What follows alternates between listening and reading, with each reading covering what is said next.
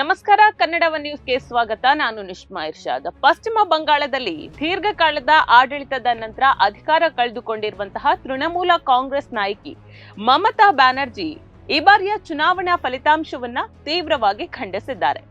ಬಿಜೆಪಿಯ ವಿಜಯವನ್ನ ಅನೈತಿಕ ಗೆಲುವು ಅಂತ ಕರೆದಿರುವಂತಹ ಅವರು ಇದು ನೈತಿಕವಾಗಿ ಸಂದ ಜಯವಲ್ಲ ಅಂತ ಪ್ರತಿಪಾದಿಸಿದ್ದಾರೆ. ರಾಜ್ಯದ ರಾಜಕೀಯ ಇತಿಹಾಸದಲ್ಲಿ ಇದೊಂದು ಕಪ್ಪು ಚುಕ್ಕೆ ಎಂಬಂತೆ ಅವರು ತಮ್ಮ ಆಕ್ರೋಶವನ್ನ ಇಲ್ಲಿ ಹೊರಹಾಕಿದ್ದಾರೆ. ಇನ್ನು ಚುನಾವಣೆ ಪ್ರಕ್ರಿಯೆಯಲ್ಲಿ ಭಾರಿ ಅಕ್ರಮ ನಡೆದಿದೆ ಅಂತ ಆರೋಪಿಸಿರುವಂತಹ ಮಮತಾ ಬ್ಯಾನರ್ಜಿ, ಬಿಜೆಪಿ ಮತ್ತು ಭಾರತದ ಚುನಾವಣಾ ಆಯೋಗವು ಪರಸ್ಪರ ಕೈಜೋಡಿಸಿ ಸುಮಾರು 100ಕ್ಕೂ ಹೆಚ್ಚು ವಿಧಾನಸಭಾ ಸ್ಥಾನಗಳನ್ನ ಲೂಟಿ ಮಾಡಿದೆ ಅನ್ನುವಂತಹ ಗಂಭೀರ ದೂರನ್ನ ನೀಡಿದ್ದಾರೆ. ಚುನಾವಣಾ ಆಯೋಗವು ಸ್ವತಂತ್ರವಾಗಿ ಕಾರ್ಯನಿರ್ವಹಿಸುವ ಬದಲು ಬಿಜೆಪಿಯ ಆಯೋಗವಾಗಿ ಬದಲಾಗಿದೆ ಅಂತ ಹೇಳಿ ಮಮತಾ ಬ್ಯಾನರ್ಜಿ ಇಲ್ಲಿ ವಾಗ್ದಾಳಿಯನ್ನ ನಡೆಸಿದ್ದಾರೆ.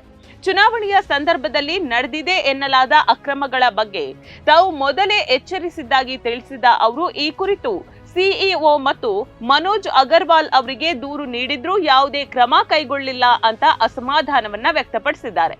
ಕೇಂದ್ರೀಯ ಭದ್ರತಾ ಪಡೆಗಳನ್ನ ಬಳಸಿಕೊಂಡು ಪ್ರಧಾನಿ ಮತ್ತು ಗೃಹ ಸಚಿವರು ಪ್ರಭಾವವನ್ನ ಬಳಸಿಕೊಂಡು ಕಾನೂನು ಬಾಹಿರವಾಗಿ ಮತಗಳನ್ನ ಕಸಿಯಲಾಗಿದೆ, ಇದು ಪ್ರಜಾಪ್ರಭುತ್ವದ ಲೂಟಿ ಅಂತ ಅವರು ತಮ್ಮ ಆಕ್ರೋಶವನ್ನ ವ್ಯಕ್ತಪಡಿಸಿದ್ದಾರೆ.